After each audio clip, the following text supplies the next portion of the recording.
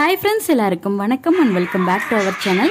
எல்லாரும் எப்படி இருக்கீங்க? எல்லாரும் ரொம்ப சூப்பரா இருப்பீங்க அப்படினு நினைக்கிறேன். நாங்களும் ரொம்பவே நல்லா இருக்கோம். இந்த கிளைமேட் வந்து பாத்தீங்கன்னா செம்மையா இருக்கு. நம்ம ஊட்டி கொடைக்கானல்லாம் வந்து வெக்கேஷன் தேவையில்லை அப்படின்னு நினைக்கிறேன். ஏன்னா நம்மளே இப்ப நல்ல மழை பெஞ்சு வெக்கேஷன்ல இருக்க மாதிரி தான் இருக்கும். இங்க கோயம்புத்தூர்லயுமே நல்ல மழை பெஞ்சிட்டு இருக்கு. ஈவினிங் ஆச்சுன்னா செம்மையா மழை பெய்யுது. கிளைமேட் வந்து ஊட்டியில இருக்க மாதிரி தான் இருக்கு. ஸோ ஊட்டி வந்து எங்களுக்கு தேவைப்படலை அப்படின்னு தான் நினைக்கிறேன் இந்த வெக்கேஷனுக்கு. காலையில ஒரு ஹெல்த்தியான பிரேக்ஃபாஸ்ட்ல தான் டே வந்து ஸ்டார்ட் பண்றேன். நேத்தே வந்து சாதம் வந்து கொஞ்சம் அதிகமாவே போட்டுட்டேன். ஏன்னா நான் மட்டும்தான் லஞ்ச் அண்ட் டின்னர் எல்லாமே நான் மட்டும்தான். ஹஸ்பண்ட் வந்து ஒரு பர்சனலா வெளியில போயிருக்காங்க. ஸோ எனக்கு மட்டும்தான் அப்படிங்கிறதுனால ஒரு ஆளுக்கு வந்து காலையில் என்ன செய்யறது, கிளீனிங் வேலை வேற கொஞ்சம் நிறைய இருந்ததா, அதனால வந்துட்டு சாதம் நேற்று சேர்த்து தான் போட்டேன். காலையில் கொஞ்சமாக வெங்காயம், தயிர், உப்பு இதெல்லாம் போட்டு கரைச்சி எடுத்துக்கிட்டேன். சட்னி வந்து கொஞ்சம் நேற்று வச்சது மீதம் இருந்தது. மல்லி புதினா சட்னி அரைச்சது இருந்தது. ஸோ அதை வச்சு மேனேஜ் பண்ணிக்கலாம், ஒரு ஆள் தானே அப்படின்ற மாதிரி விட்டாச்சு. காலையில் பிரேக்ஃபாஸ்ட் முடிச்சதுக்கப்புறமா ஒரு 11 மணி போல் வாஷிங் மிஷினில் பெட்ஷீட்டில் லோட் பண்ணிட்டு தான் மற்ற வேலையில் பார்த்துட்டு இருந்தேன். அதுக்குள்ளே வந்து வாஷிங் மிஷினுமே நல்லா லோட் ஆயிடுச்சு. ஸோ அதெல்லாம் எடுத்துகிட்டு வந்து காய போட்டேன். ஏன்னா இந்த இளவெயிலில் காஞ்சிருச்சு அப்படின்னா நம்ம மதியத்துக்குள்ள மழை வந்துடும் சொன்னேன் இல்லையா, ஒரு 1, 1, 2 ஆச்சுன்னா நல்ல மழை ஸ்டார்ட் ஆயிடுது. ஸோ அதனால வந்துட்டு துணியெல்லாம் காய வச்சிட்டோம் அப்படின்னா காஞ்சிருச்சுன்னா எடுத்துட்டு போய்க்கலாம். ஸோ மழையில நனைய வச்சுட்டு திரும்ப கஷ்டப்படணும்னு அவசியம் இல்லை இல்லையா. லஞ்சுமே இன்னைக்கு எனக்கு மட்டும்தான். கோதுமை அதுக்கப்புறமா ராகி இது ரெண்டும் ஈவனாக சேர்த்து தோசை தான் ஊற்றிக்கிட்டேன். மோஸ்ட்லி லஞ்சுக்கு நான் மட்டும்தான் இருந்தேன் அப்படின்னா இந்த மாதிரி ஏதாவது சிம்பிளாக தோசை உப்புமா அந்த மாதிரி தான் பண்ணிப்பேன். ஏன்னா ஒரு ஆளுக்கு எங்கே சாதம் வடித்து குழம்பு வச்சு, ஸோ இதெல்லாம் வந்து கொஞ்சம் சோம்பேறித்தனமாக ஒரு ஆளுக்கு தானே அப்படிங்கிற மாதிரி எனக்கு தோணும் பர்சனலாக. அதனால தோசையை வந்து ஊற்றிக்கிட்டேன். ஸோ தோசை ஊற்றிட்டு இருக்கும்போதே வந்து பார்த்தீங்கன்னா மழை வந்து நல்லா பிடிச்சிருச்சு. ஒரு 2 மணி தான் இருக்கும், நல்ல மழை வர ஸ்டார்ட் ஆயிடுச்சு. ஸோ பெட்ஷீட்லாம் மேலே கிடந்தது எடுத்துகிட்டு வந்துடலாம் அப்படின்னு சொல்லிட்டு ஸோ தோசையை மட்டும் ஆஃப் பண்ணிவிட்டு அப்படியே பெட்ஷீட்லாம் எடுக்க மாடிக்கு வந்துட்டேன்.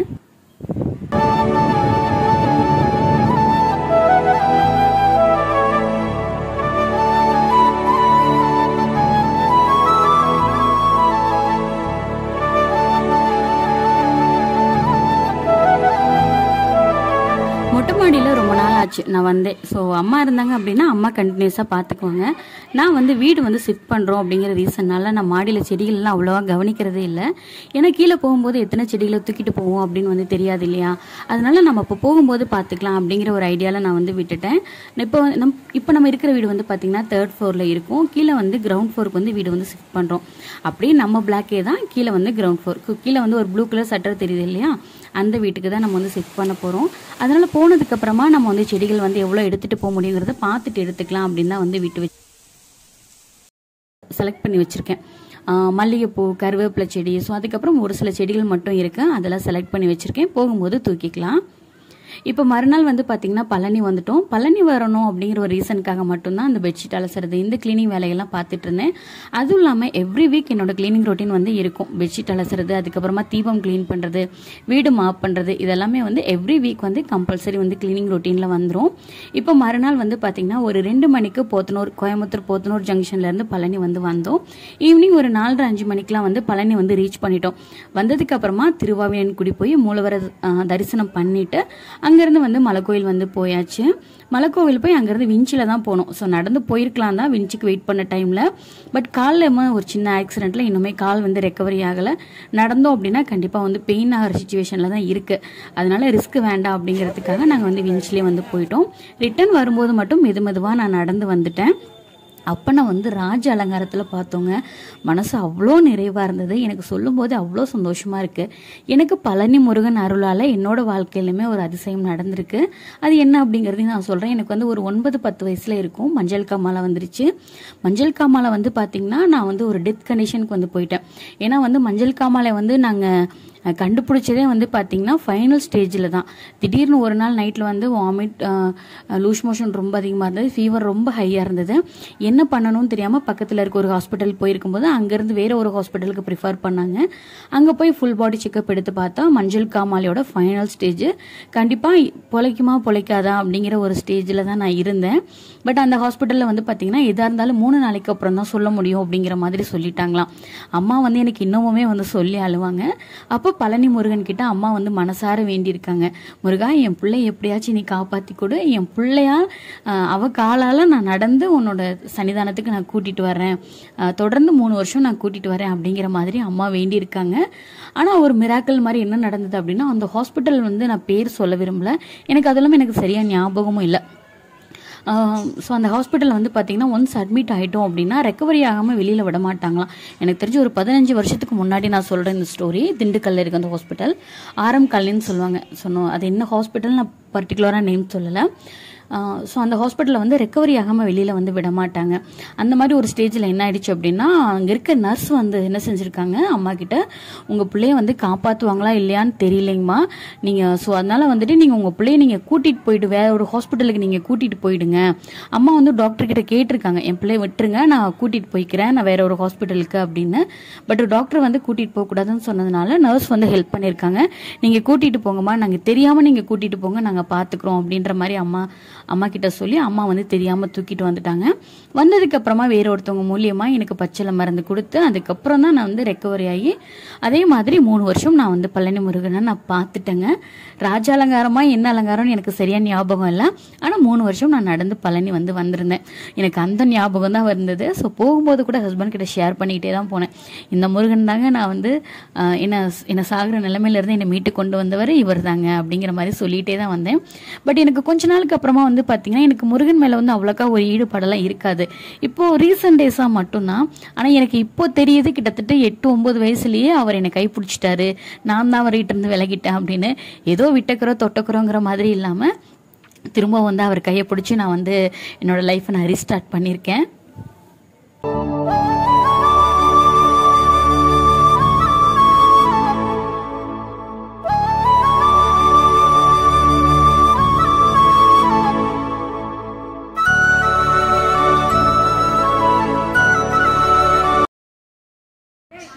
மறுநாள் வந்து பழனி போயிட்டு வந்துட்டு ஃபுல்லாக வந்து ரெஸ்ட்டு தான் எடுத்துகிட்டு இருந்தேன். ஆஃப்டர்நூனுக்கு மேலே தான் vlog வந்து ஸ்டார்ட் பண்ணேன்.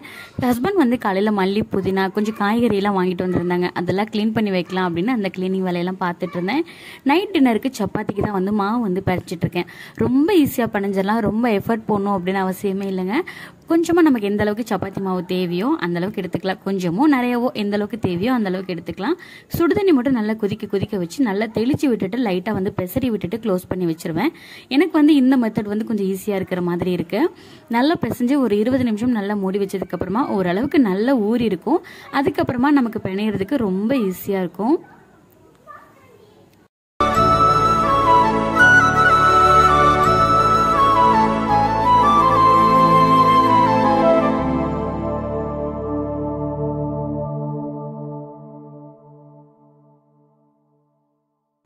மாவு வந்து சப்பாத்திக்கு தேய்ச்சி வச்சிருக்கோம், பெசரி வச்சிருக்கோம் இல்லையா, அது வந்து கொஞ்சம் நேரம் ஊறிட்டு இருக்கட்டும். அந்த கேப்பில் வந்து மல்லி புதினால க்ளீன் பண்ணி எடுத்துகிட்டு வந்தது கவுண்டர் டாப்பில் வந்து அப்படியே இருந்தது. அதெல்லாம் எடுத்து க்ளீன் பண்ணி வச்சிட்டோம் அப்படின்னா கவுண்டர் டாப்பில் கொஞ்சம் இடம் வந்து ஃப்ரீயாக இருக்க மாதிரி இருக்கும். இடம் வந்து அதிகமாக நமக்கு அடைச்சிட்டு இருந்தோம் அப்படின்னாலே நம்ம எந்த பொருளை எடுத்து எங்கே வைக்கிறோம் அப்படின்னே தெரியாது. ஏதோ ஃபுல்லாக அடைச்சிட்டு அந்த செல்ஃபே ஃபுல்லாக இருக்கிற மாதிரி எனக்கு தோணும். அதனால அந்த மாவு ஊறிட்டு இருக்க அந்த கேப்பில் கொஞ்சம் சின்ன சின்ன வேலைகள் மட்டும் பார்த்துட்டு இருந்தேன். கருவேப்பிலை, மல்லித்தலை, புதினா இதெல்லாம் எடுத்து அந்த இடத்துல அரேஞ்ச் பண்ணிட்டு இருந்தேன். இப்போல்லாம் லவ் பேர்ட்ஸ் வந்து பார்த்தீங்கன்னா மல்லி புதினா நல்லா சாப்பிட்றாங்க. தினை அரிசி வைக்கிறத காட்டிலும் மல்லி புதினா தான் நல்லா சாப்பிட்றாங்க. அதனால குட்டீஸ்க்காகவே வந்து மல்லி புதினால கொஞ்சம் அதிகமாக வாங்குற மாதிரி தான் இருக்குது. அதுவும் இல்லாமல் இப்போ எங்களோட ஃபுட் ரொட்டீனுமே வந்து பார்த்திங்கன்னா தேங்காய் ஊற்றி அதிகமாக இல்லாமல் இந்த மாதிரி மல்லி புதினா சட்னி, தக்காளி சட்னி, காய்கறி சட்னி அந்த மாதிரி கொஞ்சம் வந்து ரொட்டீன்லாம் மாற்றிக்கிட்டோம். ஏன்னா தேங்காய் வந்து பார்த்திங்கன்னா கொலஸ்ட்ரால் அதிகம். ஆனால் அதை நம்ம எப்படி எடுத்துக்கிட்டால் நல்லது அப்படின்னா, தேங்காவை வந்து நம்ம குக் பண்ணாமல், அதாவது ஆவி வராமல் நம்ம எப்படி எடுத்துக்கிட்டாலும் சரிதான். நம்ம வந்து பச்சையாக சாப்பிட்டாலும் ஓகே, இல்லை தேங்காய் பால் நம்ம ஃப்ரெஷ்ஷாக எடுத்து சாப்பிட்டாலும் ஓகே. ஆனால் குக் பண்ணோம் அப்படின்னா அதில் இருக்க கொலஸ்ட்ரால் வந்து கொஞ்சம் அதிகமாகுது அப்படிங்கிற மாதிரி சொல்கிறாங்க. இப்போல்லாம் நம்ம என்ன சாப்பிட்டாலும் நமக்கு அப்படி தான் சொல்கிறாங்க. இதை சாப்பிட்டா கேன்சர் வரும், இதை சாப்பிட்டா சுகர் வருது, இதை சாப்பிட்டா ப்ரெஷர் வருது. என்ன சாப்பிட்றது, எப்படி சாப்பிட்றதுனே தெரியல. அந்த அளவுக்கு நமக்கு எல்லாம் வந்து பயம் வந்துடுது. பட் முன்னே இருந்தது காட்டிலும் இப்போலாம் ஜென்ரேஷன் வந்து பார்த்தீங்கன்னா அந்த பாரம்பரியத்தை வந்து கொஞ்சம் அதிகமாக தேட ஆரம்பிக்கிறாங்க. அதுக்கு என்ன ரீசன் அப்படின்னா, இப்போ வர வியாதிகள் மட்டும்தான் காரணம்னு நான் வந்து சொல்வேன். நமக்கு பயம் வருது இல்லையா, கேன்சர் வந்துருமோ, சுகர் வந்துருமோ, ப்ரெஷர் வந்துருமோ, இல்லை அது வந்துருமோ, இது வந்துருமோன்னு பயந்து ஒவ்வொரு உணவுகளையும் நம்ம தேடி சாப்பிட ஆரம்பிக்கிறோம். இப்போ சப்பாத்தி மாவு ஒரு 20 நிமிஷம் வந்து நல்லா தண்ணி தெளித்து ஊற வச்சுருந்தோம் இல்லையா, அதை வந்து நல்லா இப்போ திரட்டி எடுத்துக்கலாம். இப்போ வந்து திரட்டுறதுக்கு ரொம்ப ஈஸியாக இருக்கும். நம்ம அந்த மாதிரி ஊற வச்சிட்டோம் அப்படின்னாலே திரட்டிட்டு சப்பாத்தி போடுறதுக்கு ஸ்டார்ட் பண்ணிடலாம்.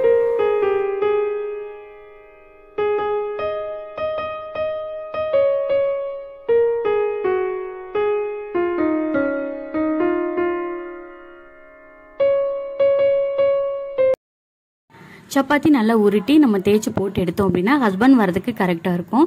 இன்னைக்கு மதியம் வந்து நான்வெஜ் எடுத்திருந்தோம். ஏன்னா பழனி போகிறோம் அப்படின்ட்டு ஒரு 1 வீக் அளவுக்குமே வந்து நான்வெஜ் எடுத்துக்கல. இன்னைக்கு மதியம் தான் வந்து கோயிலுக்கு போயிட்டு வந்துட்டோம் அப்படிங்கிறதுனால நான்வெஜ் வந்து எடுத்திருந்தோம். அந்த குழம்பு கொஞ்சம் இருந்தது. நான் எப்போவுமே நான்வெஜ் எடுக்கிறேன் அப்படின்னா ஒரு அடுத்த டைமுக்கு சேர்த்து தான் வந்து பிளான் பண்ணுவேன். ஏன்னா சிக்கன் குழம்பு காலையில் வச்சிட்டோம் அப்படின்னா மதியம் நைட்டு 2 நேரத்துக்கும் ஆகும். மீன் குழம்புலாம் வச்சிட்டோம் அப்படின்னா அடுத்த நாள் நைட்டு வரைக்கும் வச்சுக்கலாம், அவ்வளோ டேஸ்ட்டாக இருக்கும். மோஸ்ட்லி சிக்கன் எடுத்தோம் அப்படின்னா அன்றைக்கி நைட்டு வந்து சப்பாத்தி இருக்கிற மாதிரி பார்த்துப்பேன். அப்படி இல்லைனா இட்லி தோசை ஏதாச்சும் ஒன்று இருக்கிற மாதிரி நான் வந்து பிளான் பண்ணிக்குவேன். சப்பாத்திக்கு மாவு எல்லாம் தேய்ச்சி வச்சாச்சு. இப்போ கடகடன்னு வந்து போட்டு எடுத்துக்க வேண்டியது தான். நானும் கல்யாணத்துக்கு அப்புறமா இத்தனை வருஷம் வந்து சப்பாத்தி போட்டுட்டு தான் இருக்கேன். ஆனால் எனக்கு பர்ஃபெக்டாக அந்த ரவுண்ட் ஷேப்பில் வரவே இல்லை. ஓரளவுக்கு இப்போ பரவாயில்ல. முன்னாடிலாம் வந்து பார்த்தீங்கன்னா நான் போடுற சப்பாத்தி பார்த்தா ஆனா ஆவனா ஓனா ஓவனா அந்த மாதிரி ஷேப்லலாம் வந்து வரும். இப்போ ஓரளவுக்கு பரவாயில்ல அப்படின்னு தான் சொல்லுவேன். நான் பெருமைக்கெலாம் நான் வந்து சொல்ல விரும்பலைங்க.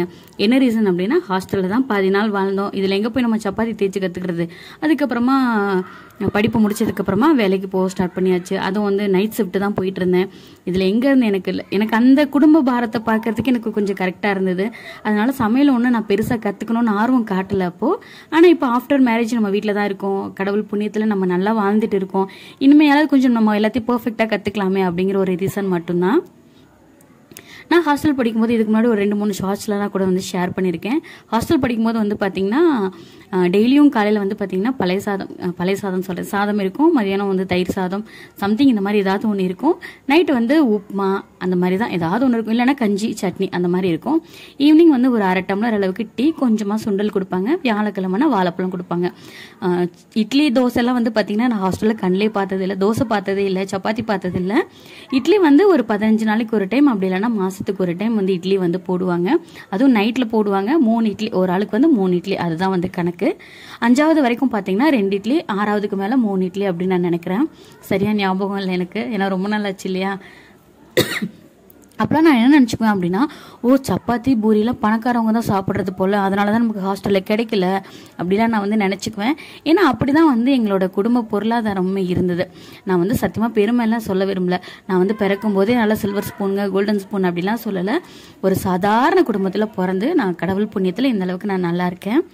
அதனால வந்துட்டு நம்ம வாழ்க்கையில் கஷ்டப்படுறோம் அப்படின்றத விட கஷ்டப்பட்டுட்டே இருக்கோம் அப்படிங்கிறது தான் என்ன சொல்கிறது, நம்மளோட தன்னம்பிக்கை இல்லாத தனம் அப்படின்னு நான் வந்து சொல்வேன். சாதாரண குடும்பத்தில் ஏழை குடும்பத்தில் பிறக்கிறது தப்பே கிடையாதுங்க.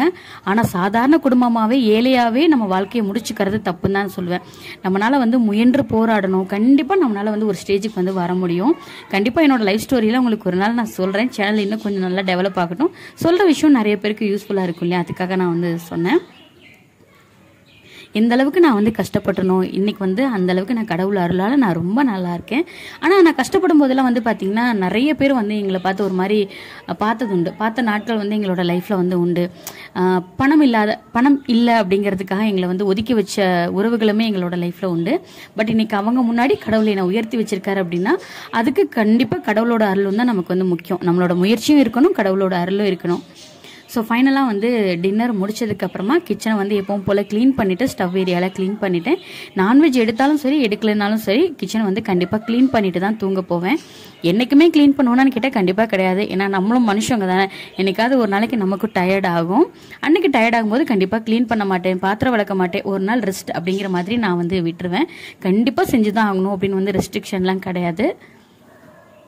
ஸோ கிச்சன்லாம் க்ளீன் பண்ணிவிட்டு பால் மட்டும் காய்ச்ச வேண்டியது இருந்தது. பால்லாம் வந்து காய்ச்சி முடிச்சுட்டு அதுக்கப்புறமா வந்து தூங்க போயாச்சு. ஒரு சில உறவுகள் வந்து நம்மளுடைய உறவுகள் சரி, நட்பு, பக்கத்து வீட்டுக்காரங்க யாராக வேணாலும் இருக்கட்டுமே, இந்த மாதிரி இருப்பாங்க. எப்படின்னா நம்மக்கிட்ட வசதி இருந்தால் நம்மக்கிட்ட நல்லா பேசுவாங்க, வசதியில் குறைவாக இருக்கும் அப்படின்னா நம்மக்கிட்ட பேச மாட்டாங்க. பேசுவாங்க மீன் ஒரு ஃபார்மலாக பேசுவாங்க நம்மக்கிட்ட, ஹாய் அவ்வளோதான், அந்த சம்திங்கில் தான் இருக்கும். அந்த மாதிரி ஒரு நபர் உங்கள் வாழ்க்கையில் இருக்காங்க அப்படின்னா நீங்கள் கடவுளுக்கு நன்றி சொல்லுங்கள். என்ன ரீசன்னு கேட்குறீங்களா? இந்த மாதிரி நபர்கள் முன்னாடி நம்ம நல்லா வளரணும் அப்படிங்கிறத நம்ம மோட்டிவேஷனலாக எடுத்துகிட்டு நம்ம நல்லா வாழ பழகணும், அவ்வளோதான். இந்த மாதிரி நபர்கள்லாம் இல்லை அப்படின்னாலே நம்மளால மோட்டிவேஷனலாக மேலே போகவே முடியாது. அப்படியே டவுன்லேயே தான் நம்ம வந்து இருப்போம். ஏன்னா நம்மளை மோட்டிவேட் பண்ணுறதுக்கு, இப்படி சங்கடப்படுத்துறதுக்கு, காயப்படுத்துறதுக்கு யாருமே இல்லை. அப்படி இருந்தால் மட்டும்தானே நம்மளால் வந்து மேலே போக முடியும். என்னோட லைஃப்பில் அப்படிலாம் இருந்ததுனால மட்டும்தான் கடவுள் புண்ணியத்தால் இன்னைக்கு ஓரளவுக்கு நான் நல்லா இருக்கேன். அதனால கடவுளுக்கு நான் நன்றி தான் சொல்வேன். கஷ்டப்படுற குடும்பத்தில் பிறந்தேன் அப்படின்னு சொல்றதை எந்த வழியிலுமே நான் வந்து தாழ்வா நினைச்சிக்கல. நான் கடவுள் அருளால நான் அதுக்கு நான் நன்றி சொல்றேன். ஏன்னா ஒரு ஆள் என்னை விட இன்னும் கஷ்டப்பட்ட ஃபேமிலியை நான் வந்து பார்த்துருக்கேன். அப்படி பார்க்கும்போது கடவுள் இன்னும் ஓரளவுக்கு நல்லா தான் வச்சிருக்காரு அப்படின்னு நான் நினைக்கிறேன். ஃபைனலாக கிச்சனை க்ளீன் பண்ணிட்டு தூங்க போயாச்சு. நான் சொன்ன விஷயங்கள் கண்டிப்பாக உங்களை ஏதாவது காயப்படுத்திருந்தது அப்படின்னா என்னை வந்து மன்னிச்சுக்கோங்க. இதே மாதிரி நெக்ஸ்ட் இன்ட்ரெஸ்டிங்கான ஒரு வீடியோவில் பேசலாம். பாய்.